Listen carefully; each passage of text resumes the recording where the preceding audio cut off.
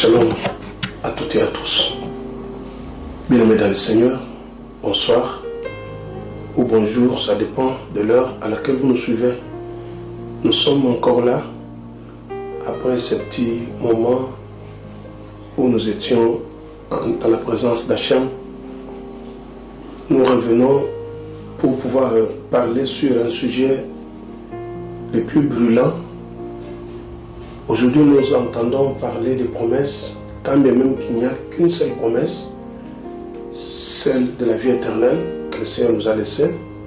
Le reste, comme je l'avais dit la fois passée, ce sont des choses qui ont été déjà programmées dans chacun de nous, comme Ésaïe le dit dans le chapitre verset 26, que Seigneur, c'est toi qui nous l'appelles, tout ce que nous arrivons à accomplir, à réaliser, c'est ce que tu as déjà accompli pour nous. Ainsi donc, aujourd'hui, nous allons parler sur l'accomplissement, mais nous disons précisément par quel canal cela arrive. C'est pourquoi nous parlons sur un thème, mais l'accomplissement vient par un condamné. Une promesse reste abstraite dans la mesure où elle ne s'est pas encore matérialisée. Cependant, la joie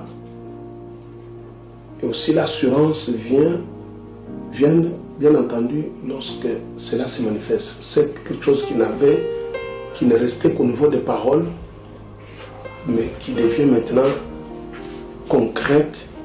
Cela donne beaucoup de joie et d'assurance. J'ai choisi deux passages. Un passage dans l'Ancienne Alliance et un autre dans la Nouvelle Alliance. Nous exploitons le premier passage dans l'Ancienne Alliance, dans 2 Rois chapitre 7, du 1er jusqu'au 20e verset. Toute cette histoire est importante pour que nous puissions en tirer des leçons. Et aussi, nous avons un deuxième passage dans la Nouvelle Alliance, c'est dans Jean chapitre 4, du 6 au 26. Cela étant, la joie que peut produire une promesse, c'est certainement lorsque elle s'accomplit. Cela étant, ce deux passages nous révèlent comment l'accomplissement peut venir et quels en sont les obstacles. Et cela se passe dans la vie de tous, soit d'une nation, d'une famille ou d'un individu. Tous n'ont pas de promesses. Il n'y a que ceux-là sur qui le Seigneur a fixé ses regards, qui sont bien entendu des justes et prédestinés à accomplir certains desseins d'Élohim ou certaines missions spéciales. Ici, nous avons l'histoire d'Israël, où à une certaine période, il y a eu une famine qui a frappé de plein fouet la nation d'Israël, à l'époque du prophète Élisha. Une famine qui avait poussé même certaines personnes à être dans une ristourne où chacun pouvait donner son enfant, on le bouffe, et après, une autre vient aussi donner le sien. Et le roi était en train de passer sur la muraille. Une femme dont son enfant a été bouffé, selon ce qu'elle s'était convenue, mais le moment venu pour que l'autre puisse maintenant donner aussi son enfant, elle refuse. Alors, celle qui avait déjà donné son enfant, qui avait été bouffé bien entendu, fait appel au roi. Il lui dit, tu es là, calme, mais ne sachant pas ce qui se passe dans ton pays. Voilà une situation qui nous met en conflit ici avec ma camarade ou ma voisine. La Bible dit clairement que le roi avait déchiré ses habits. Signe de consternation. Signe de quelqu'un qui est au bout de ses forces, au bout du rouleau, ne sachant pas quoi faire.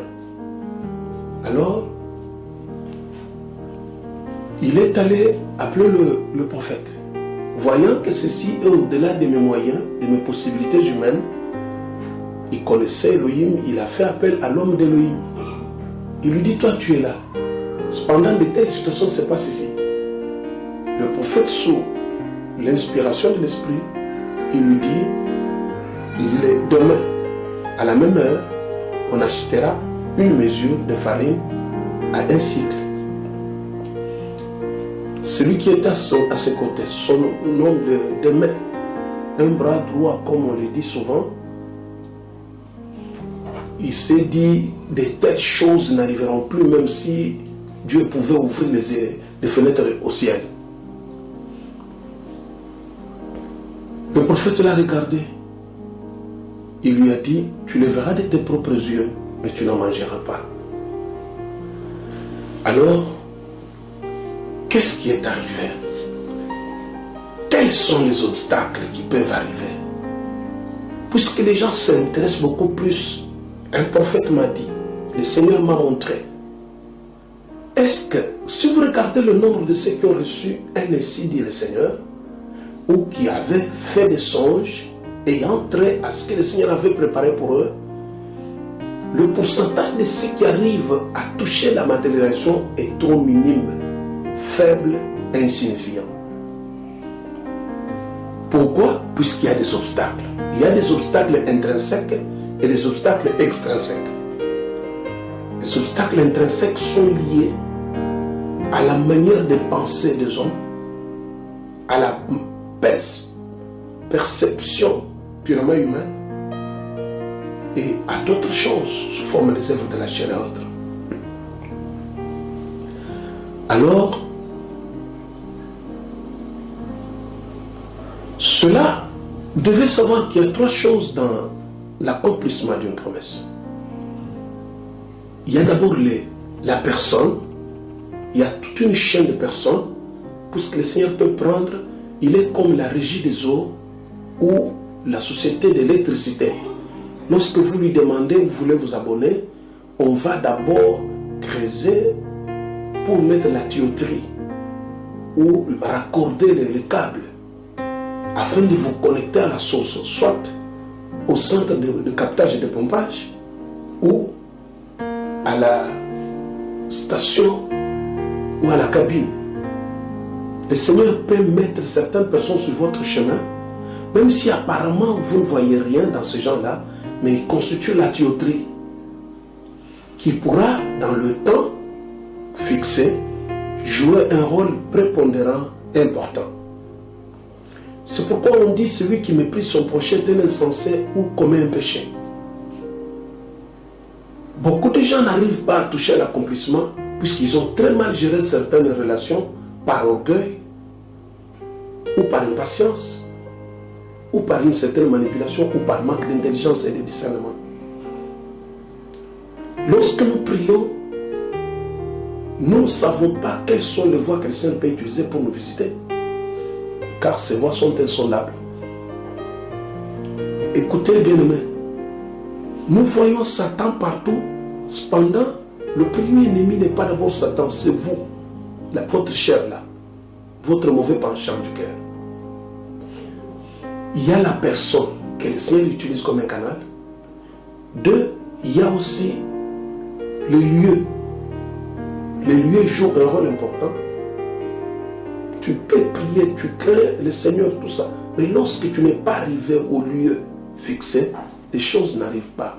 Puisque chaque lieu a une connotation. Chaque lieu est connecté à une loi.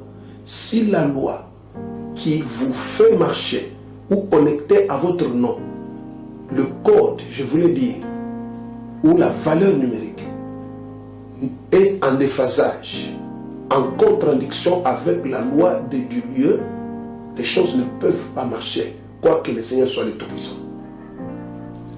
Il y a aussi le troisième point, c'est le temps. Je donne un exemple d'un paralytique qui se mettait habituellement devant la porte du temple appelé la Belle. Cet homme-là se mettait là même quand le Seigneur Yeshua était en train de passer par là pour aller enseigner dans ce temple. Mais le Seigneur n'était pas la personne appropriée. Deuxième, c'était les lieux. Mais Pierre, ce n'est pas la première fois qu'il entre là-bas avec Jean. Pierre était la personne appropriée. Mais ce n'était pas le temps. Quand le temps s'est accompli, car c'est lui qui est le maître dans les circonstances, c'est lui qui donne la promesse, il est fidèle, il exécute dans un temps fixé. Alors, nous, avec nos yeux, nous ne pouvons pas savoir d'emblée que c'est celui-ci qui va accomplir. Moi, je me souviens, j'ai été souvent amené quelque part sans savoir pourquoi. Et peut-être par une seule personne, cette personne m'a ouvert toute une chaîne de relations qui m'aide jusqu'ici. Cependant, la personne qui m'avait ouvert cette porte, lui-même n'est pas encore connecté à toutes ces relations. Cela étant dans le cas échéant, concernant la famine, le prophète a parlé sans savoir lui aussi comment cela pouvait arriver. Cher prophète, il nous a été donné la mission de parler de la part d'Élohim, mais nous ne maîtrisons pas le chemin par lequel. Vous comprendrez que nous sommes nous-mêmes obstacles de l'accomplissement de beaucoup de promesses, même par le prophète Amen. Ici, la première des choses, c'était la pensée humaine. La pensée humaine. La pensée humaine se résume en quoi? Puisque la pensée humaine est reprouvée, surtout quand les gens sont basés sur des choses charnelles, ils échouent toujours, puisque les promesses proviennent d'un Elohim spirituel. Alors les données sont spirituelles, il faut les aborder spirituellement. Dans le cas contraire, vous le savez bien que les désirs de la chair sont diamétralement opposés à ceux de l'esprit. Alors, ici nous avons la perception des hommes par rapport à l'homme, d'abord au roi lui-même. Puisque comment l'accomplissement vient? Elle vient par des lépreux qui se sont dit, ici nous sommes dans un dilemme, dans un embarras du choix. Si nous rentrons dans la ville, ceux qui ont l'habitude de venir nous aider sont aujourd'hui dépourvus de moyens. Nous allons mourir de la même manière puisqu'il n'y a pas à manger. Et vous connaissez notre situation. Nous sommes des gens qu'on a séquestrés, qu'on a mis en quarantaine puisque nous représentons un danger, une contagion. D'autant plus que la lèpre est contagieuse. Ils étaient séquestrés, mis en quarantaine quelque part, là où les gens allaient leur donner quelque chose. Alors il vient. Ils se sont dit, entrons dans le camp des Syriens puisqu'il y a à manger là-bas. S'il faut mourir, nous mourrons. C'est comme ça qu'ils se sont décidés d'y aller. Gloire au Seigneur, la Bible dit, lorsqu'ils ont résolu de partir, le bruit de leurs pieds a été transformé en bruit des chars des Égyptiens, car à l'époque, il y avait de grandes puissances, l'Égypte et la Babylone. C'est comme ça qu'ils sont partis, déterminés. En entendant ce bruit, les soldats et le peuple syrien a profité, en laissant tout derrière eux, les habits, à manger. Ils sont partis, ils sont entrés dans les tentes, ils ont commencé à manger, étant affamés.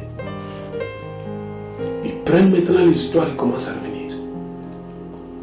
Ils se sont dit, nous ne faisons pas bien, nous avons mal agi. Aujourd'hui, c'est une journée de bonnes nouvelles. Il faut aller voir le roi. Vous voyez maintenant ces gens qui ont été exclus, marginalisés et stigmatisés dans la société. Ils viennent maintenant avec la farine. Ils viennent avec les choses à manger. Une famine qui poussait les gens à pouvoir même manger leurs enfants. Alors il faut se poser la question, faudra-t-il les renvoyer? Puisque nous avons toujours l'habitude de stigmatiser, ou les recevoir, parce que ce qu'ils portent, c'est ce que nous cherchons. Voilà ce qui arrive souvent. Le Seigneur regarde ce que vous n'aimez pas là. Vous n'aimez pas la couleur jaune, il prend ce que vous lui avez demandé, il met dans un sac jaune. Et quand vous rentrez, vous échouez. Il y a aujourd'hui des gens qui se retrouvent dans l'engrenage, dans un faux mariage, puisqu'ils cherchaient quelqu'un de chez lui, cherchaient quelqu'un qui a étudié comme lui. Écoutez, ce domaine-là ne vous appartient pas. C'est un domaine complexe. Cessez de croire que vous avez quand même une matière. Nous ne voyons que la morphologie. D'ailleurs, beaucoup de critères que nous avançons sont liés à la chair. Faites attention avec votre pensée. Une pensée réprouvée est un danger et aussi un piège. Alors, voilà ce qu'il y a. La pensée humaine vis-à-vis de ces gens, c'est qu'ils ont une maladie contagieuse.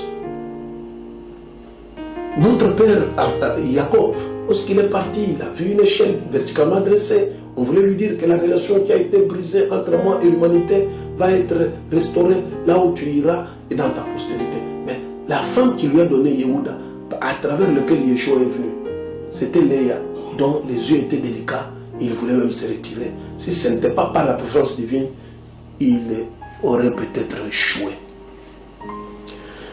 La perception humaine, c'est aussi la pensée du roi. Le roi dit non, ça peut être une stratégie, un piège, ou une embuscade comme ça tendue par nos ennemis. Connaissant déjà que nous sommes dans cette situation de famine, ils nous ont tendu un piège, la pensée humaine. Vous avez toujours raté des opportunités puisque vous voulez penser à la meilleure des hommes. Ça, vous savez, quand le Seigneur est à la porte pour faire des choses, il bouleverse, il vient chamouler notre façon d'agir et il passe par ce qui nous fait toujours peur. Quelqu'un qui a peur ne peut pas dire qu'il a la foi. Dans un même cœur, la peur et la foi ne peuvent pas cohabiter. Car la peur est l'ennemi de la foi, bien entendu, tout comme le doute, l'hésitation et le murmure.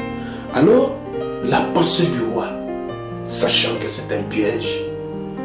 Une autre pensée humaine, c'est, en dehors de craindre qu'ils sont contagieux, c'est aussi l'attitude de ces scientifiques qui étaient à côté du roi. Je ne sais pas si un expert en économie.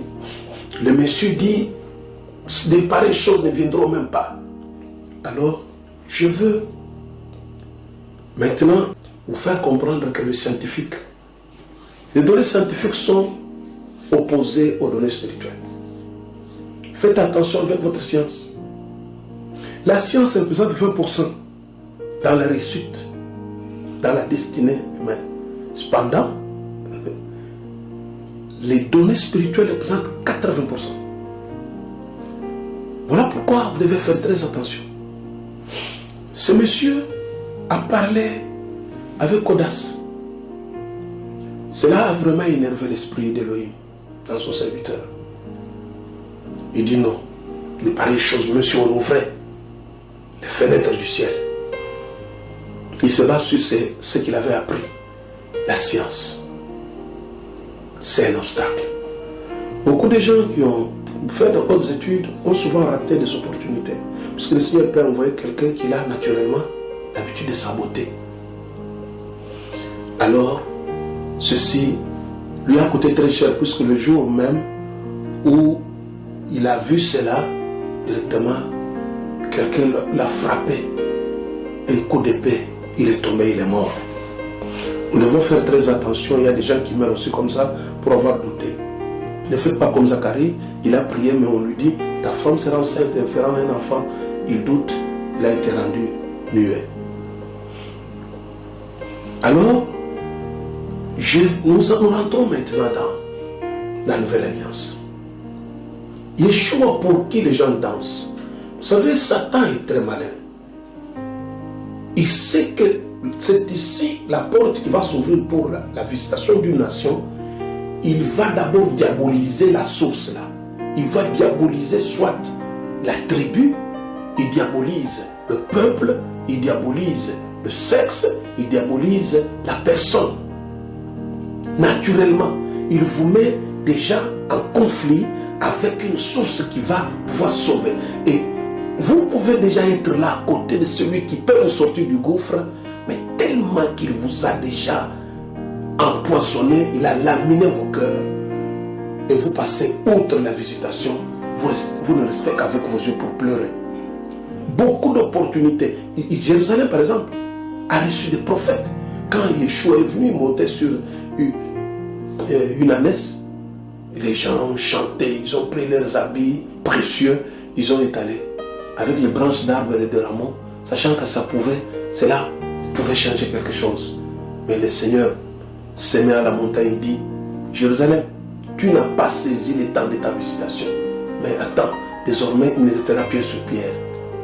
Quand vous avez échappé la visitation, après la visitation, c'est une situation très compliquée qui s'installe. Beaucoup vivent des choses comme ça. Bien-aimés, nous ne pouvons pas attendre Elohim tout en état humain. Nous devons noyer notre humanité, noyer notre pensée reprouvée.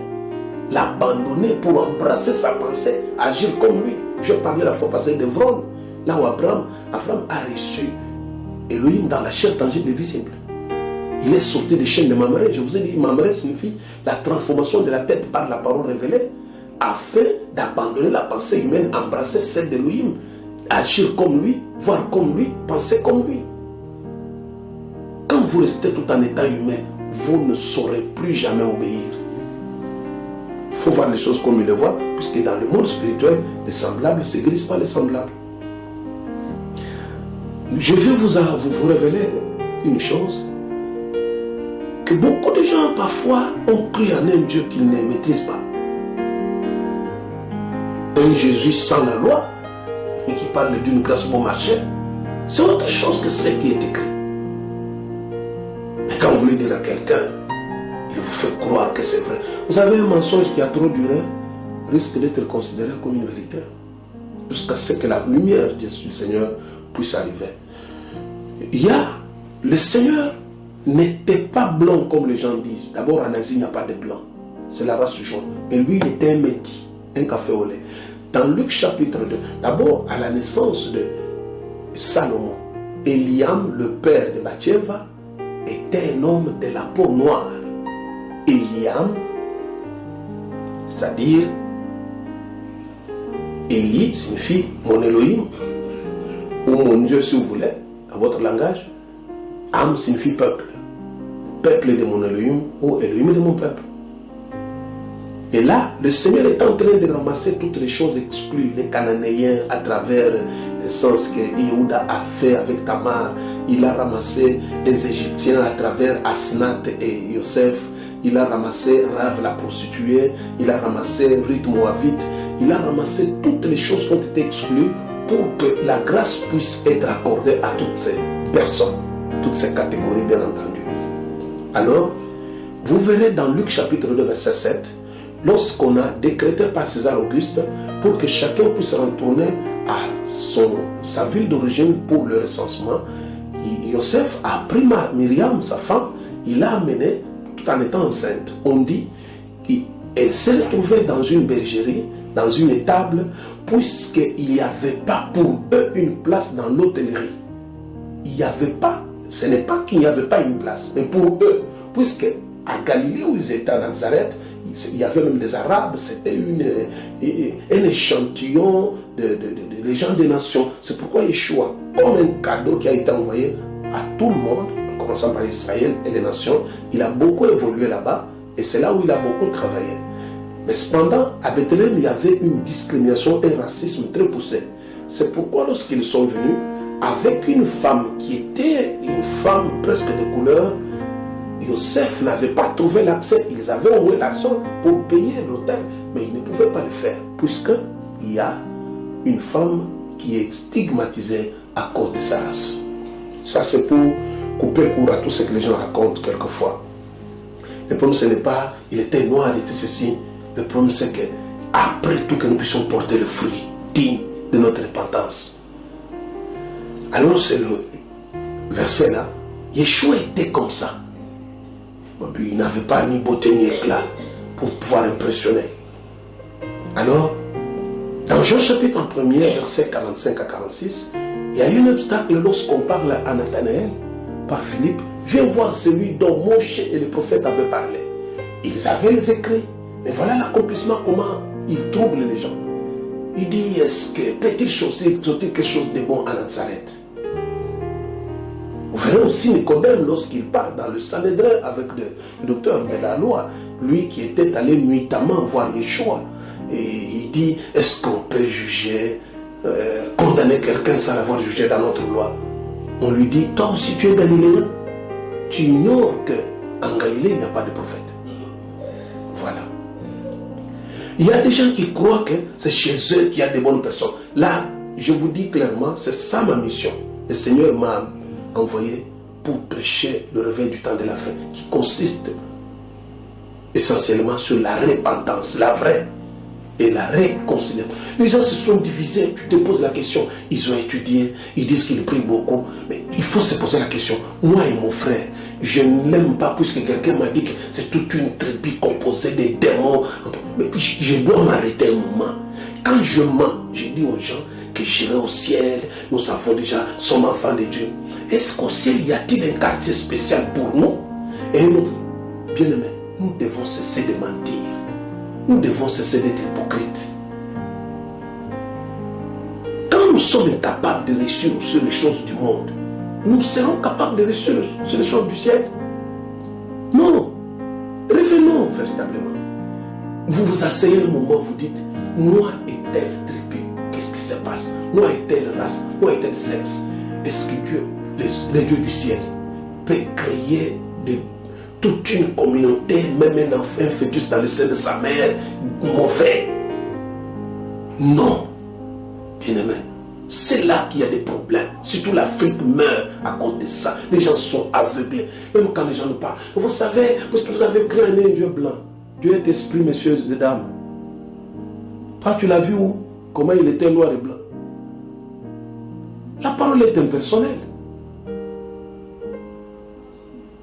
C'est à cela que nous sommes appelés. Pas dire des choses. Même quand nous prêchons bénédiction, il vous a dit qu'il va seulement choisir les gens de ton ethnie, de ta famille, pour te visiter. Nous devons cesser d'être enfantins. Nous devons cesser d'être des immatures, des charnels. Nous devons ouvrir nos cœurs à la dimension d'Élohim qui nous a donné des promesses. Ici, le monsieur, sa destinée était liée concomitamment avec celle de Yeshua. Et il dit non, quelque chose de bon ne peut pas sortir dans Nazareth. Le Seigneur a été condamné en lieu et place de Barabbas. Le condamné là. Toi, tu as ta façon de voir. Tu condamnes certaines personnes selon ce que tes parents t'ont dit, selon ce que les gens ont toujours dit. Mais je te dis, tu peux passer outre et tu ne restes qu'en train de pleurer. Alors, ici, dans ce chapitre, nous voyons la femme samaritaine avait dans sa tête qu'on nous a dit le Messie viendra. Mais elle n'a pas lu que le Messie sortira. Il y avait déjà des conflits entre les gens du nord, les 10 tribus, qui ont été séparés après la mort de Salomon, le péché qu'il avait commis. Et il a construit même des temples pour des idoles de ses beaux-parents. Alors, Jéroboam, qui faisait partie de ses collaborateurs, a reçu, ainsi dit le Seigneur, d'avoir de diriger 10 tribus. Et les deux, Benjamin et Yehuda, sont restés au sud de la sauver les temples, attachés à l'alliance que David avait traitée avec Elohim. Alors, c'est comme ça, Roboam, le fils de Salomon, est resté. Les gens allaient dans les fêtes, les Moadim, les fêtes de l'Éternel. Ici, dit non, s'ils rentrent de l'autre côté, on va peut-être les manipuler et les détourner pour qu'ils puissent venir me tuer et prendre tout le pouvoir. Il a arrêté, il a créé des serviteurs sur une base qui n'était pas vraiment légale. Alors, comme nous le voyons aujourd'hui, avec les chrétiens sans loi, ils marchent avec parfois des révélations farfelues. Ils disent la loi a été abolie. Ça veut dire on dit l'amour a été aboli. On a ouvert la porte à un royaume de tout permis, à une iniquité. Donc, une foi basée sur l'iniquité, une croyance, voulais-je dire, sur l'iniquité. Donc ici, nous ne respectons pas la loi, nous n'aimons pas le Seigneur, nous mettons notre cœur, toute notre âme. Sacrilège. Donc tu vois, les Juifs ont été rejetés. Quand tu dis les Juifs ont été rejetés, c'est Satan qui met ça dans la bouche. Le salut vient des Juifs. C'est pour exclure seulement le Seigneur Yeshua. C'est pourquoi on a créé même un nom grec, Jesus, oh c'est Jésus, tout ça, messieurs. Vos propres noms, on ne les traduit pas, on ne les traduit pas. Et vous avez translittéré le nom du Seigneur en assimilant à une idole grecque. C'est puisqu'il y a eu divorce au départ par le fondateur du christianisme qui est l'empereur romain Constantin, qui fut aussi le premier pape. Les dirigeants de l'église catholique romaine qui est à la base de toutes ces histoires que nous déplorons aujourd'hui. Avec tout un synergisme doctrinal, au prix de l'histoire de Marie, tout ça. Ce n'est que la reine du ciel, citée dans Jérémie chapitre 7. Et on a pris seulement ce nom pour flouer les petits esprits et les esprits non révélés. Alors, le rôle que le Seigneur pouvait jouer. Cette femme, elle dit, après avoir dévisagé, puisqu'il lui a demandé de l'eau, toi tu es juif, moi je suis samaritain, vous aimez, il n'y a pas d'entente. Combien de gens dans leur cœur, même s'ils portent sa Bible sous le sein, mais il a un problème, moi et l'autre, on ne s'entend pas. Je suis de la République démocratique du Congo. Tout ce qui se passe aujourd'hui dans notre pays, ça provient soit des anciens bourreaux qui ont peur, de la victime qui commence à prendre le poids de la bête. C'est ça. Les gens ont peur. Et ces gens, s'ils montent, ils doivent se venger. C'est toujours ça. En Afrique, c'est toujours de la... Donc si on enlève seulement les rancunes, les haines, l'orgueil, tout ça, les choses vont changer. Bien-aimés, prêchons la parole comme remède qui doit nous guérir. Nous sommes malades de la haine. Nous sommes malades de la méchanceté gratuite. Nous sommes malades de l'ignorance notoire. Malades de la chair qui a dominé l'esprit. Nous voulons d'un côté suivre un Dieu esprit, mais nous sommes charnels. Or la chair est inimitié contre Elohim. Elle ne se soumet pas à la loi, elle ne le permet pas. Tout celui qui vit en aimant le monde ou en aimant la chair est un ennemi. Qu'il soit pasteur, bishop, tout ça, avec les églises, tout ça. Parce que je me pose même la question quand les gens disent nous avons gagné les âmes à Christ. Vous les avez gagnés avec quel message? Parce que chaque peuple a un message qui doit le ramener au Seigneur, qui va lui servir dans le son. Quel message? D'amadouer les gens? Caresser le péché dans le sens de poil? Non. Ça peut être fort, mais c'est ce qui va guérir. L'accomplissement que tu attends passe par un condamné. Celui que toi, dans ton cœur, tu as condamné. Celui que tes ancêtres, puisque cette femme, d'un côté, nous prions. Nos ancêtres m'ont adoré. Tes ancêtres m'ont adoré sur cette montagne, mais ils t'ont dit au moins que tu ne peux pas être en collaboration avec elle. C'est pourquoi il dit, bon, le Messie viendra et rétablir toutes ces choses. Il lui dit, moi qui t'ai pas, je les suis. Comment peux-tu savoir que celui que tu as rejeté, tu as refusé de prendre en mariage ta fille, ou que ta fille, ton fils puisse prendre le mariage, était la femme providentielle qui pouvait rendre ce foyer heureux? Comment peux-tu savoir? Puisque tu ne vois pas au-delà de l'apparence. Alors, nous avons beaucoup de conflits de ce façon. L'antisémitisme qui est vendu aujourd'hui. Je parle même avec un pasteur. Il dit, bon, les juifs, je ne les aime pas, ils ont tué Jésus. Tu les as vus tuer où? Et les païens, les juifs ont tué. Mais sa mort n'était pas un meurtre. Il dit, je donne ma vie. Personne n'aimait l'autre. Je donne ma vie de moi-même et j'ai le pouvoir, pas seulement de la donner, de la reprendre. C'était un sacrifice volontaire, puisqu'il en savait quelque chose. Il en connaissait le contour. Alors, c'est de cette façon-là que je dis que dans une société, sauf si vous voulez que le Seigneur vous visite, vous devez savoir qu'est-ce qui vous tue. Ce qui tue le monde aujourd'hui, les Occidentaux écrasent d'autres pays. Ils bâtissent leur bonheur sur les malheurs des autres, le meurtre, les viols des autres. Et tous ont cette Bible qui les tuera. Cette Bible va tuer beaucoup de gens.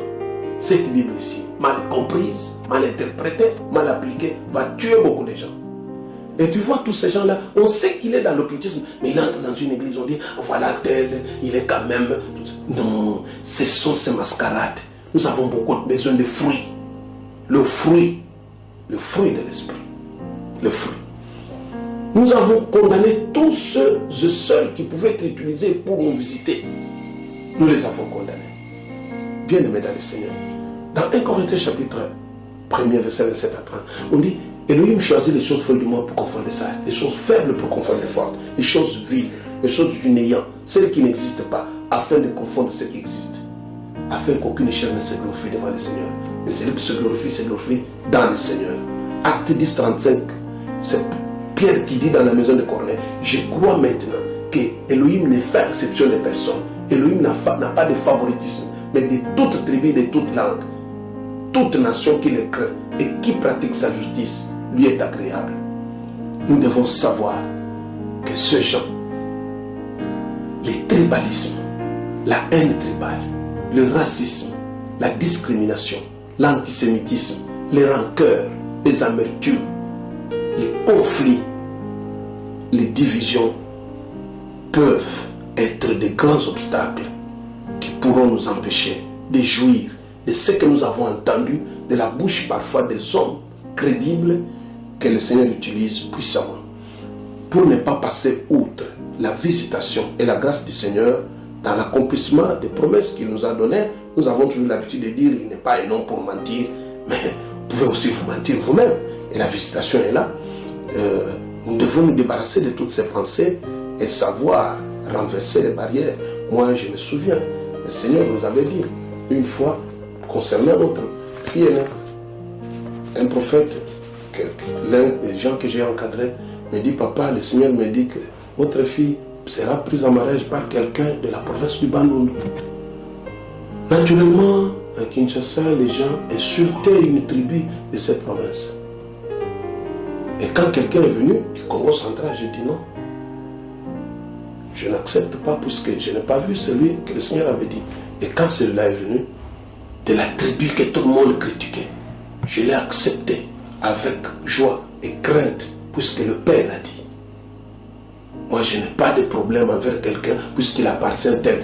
Je ne suis pas quand même sorcier ou envoûté, puisque ce sont des gens envoûtés, des ignorants, ou tout simplement des agents du diable ou des sorciers qui critiquent quelqu'un puisqu'aujourd'hui, c'est un monsieur qui nous respecte. Qui nous respecte. Nous ne sommes pas inquiétés. Et il garde sa femme très bien. Voilà ce que le Seigneur peut faire. Vous voulez rester en paix. Vous voulez peut-être être bien. Mais vous ne savez pas. Laissez le Seigneur vous conduire. Et vous serez en paix. Que le Seigneur puisse faire tomber les écailles de vos yeux. Puisse enlever le voile. Vous pouvez combattre quelqu'un qui est nommé maire de la ville, bourgmestre ou gouverneur. Peut-être c'est sous sa couverture que l'accomplissement viendra. Cessez ces histoires. Surtout je parle aux serviteurs, aux ministres d'Élohim. Prêchez ça, faites de la large diffusion. Dites aux gens, nous sommes dans l'erreur, nous sommes dans le ténèbre. Sortons de ces ténèbres et nous allons voir que le Seigneur avait raison. Portez-vous bien. Que le Seigneur vous garde fidèle à lui et qu'il vous ouvre les yeux et vous aide à pouvoir embrasser les hommes et les femmes qui constituent les canaux par lesquels il va vous visiter. Que le Seigneur vous bénisse. À la prochaine.